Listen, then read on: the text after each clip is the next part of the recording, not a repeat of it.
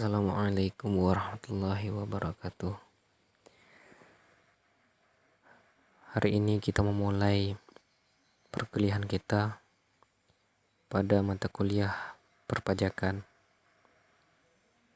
Dan kami dari kelompok pertama akan membahas mengenai pajak penghasilan umum.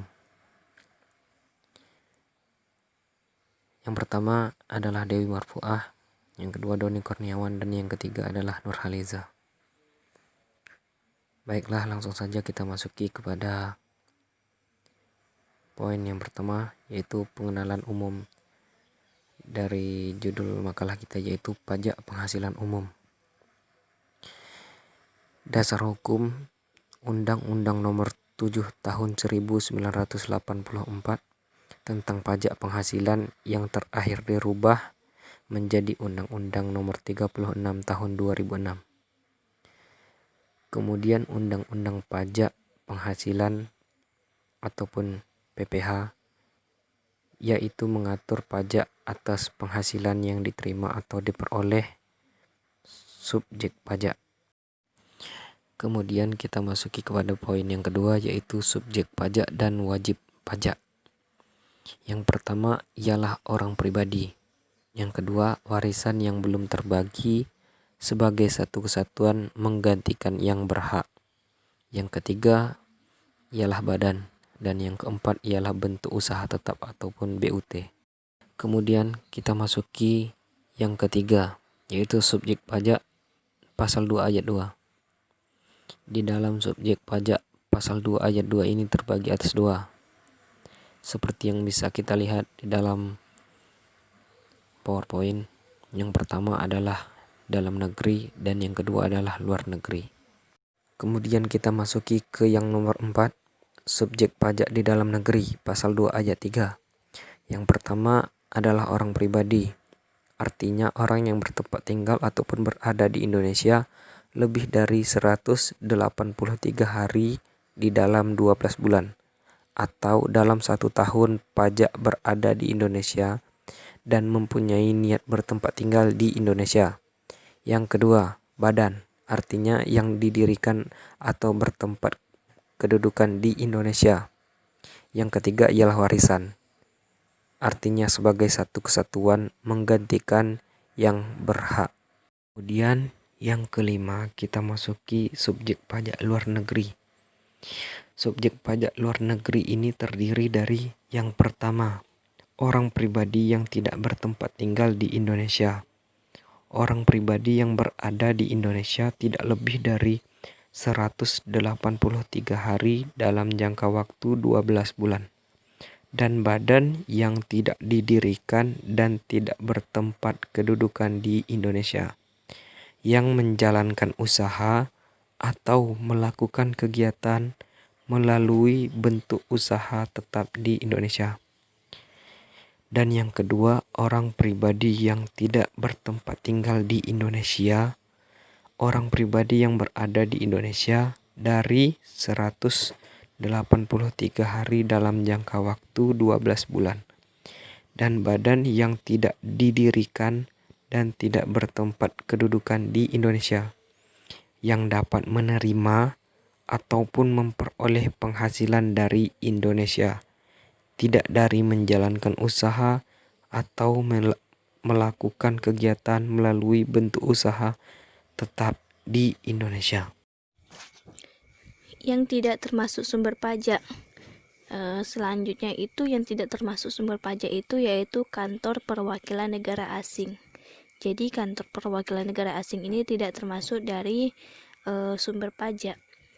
Pajak perwakilan, diplomatik dan konsultan atau pejabat lain dari negara asing dan orang-orang yang diperbantukan kepada mereka yang bekerja pada dan bertempat tinggal bersama-sama mereka dengan syarat.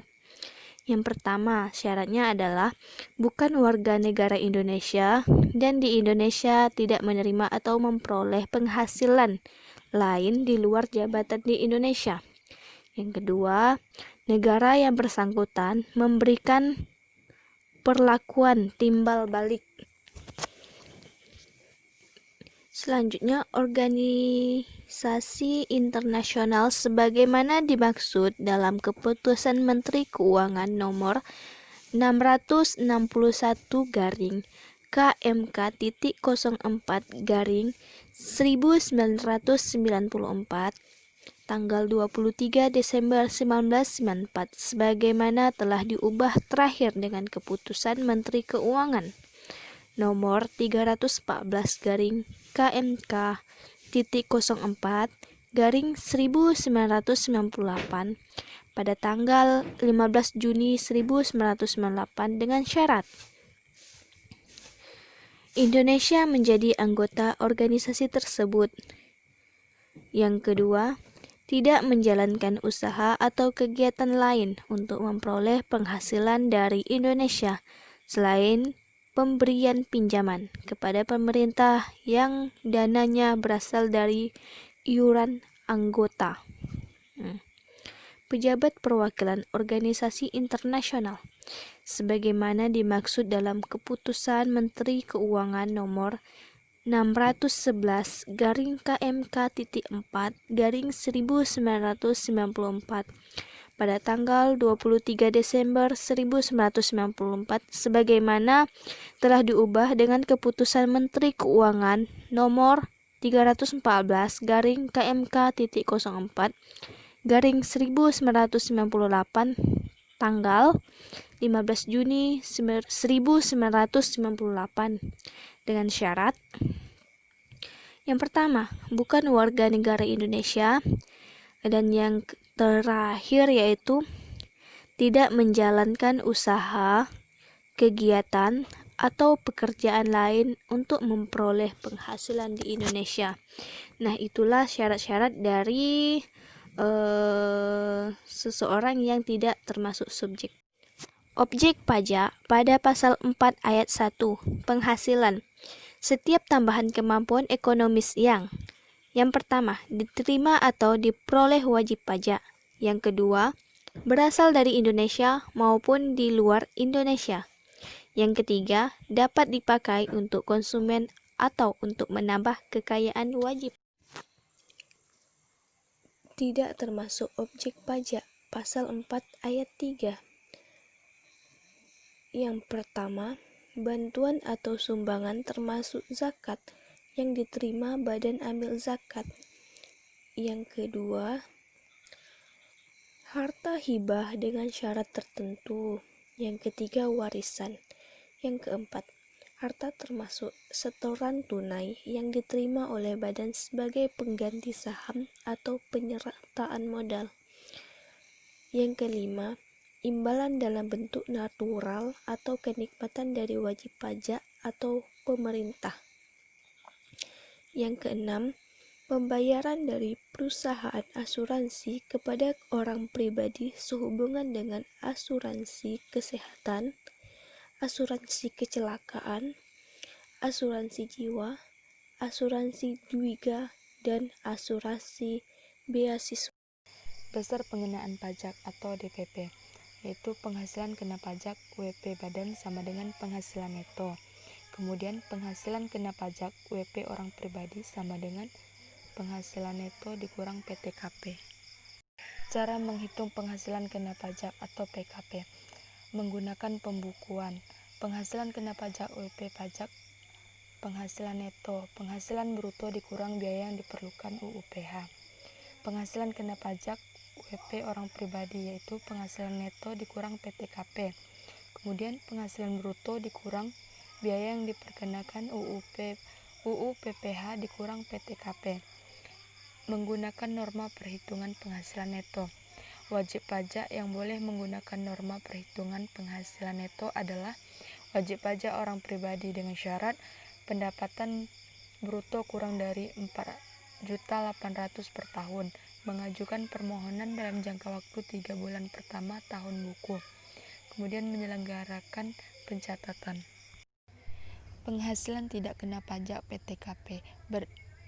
Besarnya PTKP setahun yang berlaku saat ini adalah Rp 15.840.000 untuk diri WP orang pribadi, yang kemudian 1.320.000 tambahan untuk WP yang kawin, Rp15.840.000 tambahan untuk seorang istri yang penghasilannya digabung dengan penghasilan suami dengan syarat yang pertama, penghasilan istri tidak semata-mata diterima atau diperoleh dari satu pemberi kerja yang telah dipotong pajak berdasarkan ketentuan dalam Undang-Undang PPh pasal 21 dan pekerjaan istri tidak ada hubungannya dengan usaha atau pekerjaan bebas suami atau anggota keluarga lain.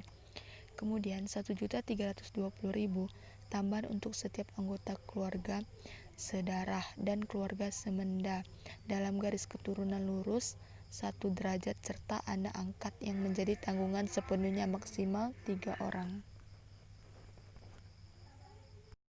Baiklah, di sini saya akan menjelaskan mengenai tarif pajak penghasilan.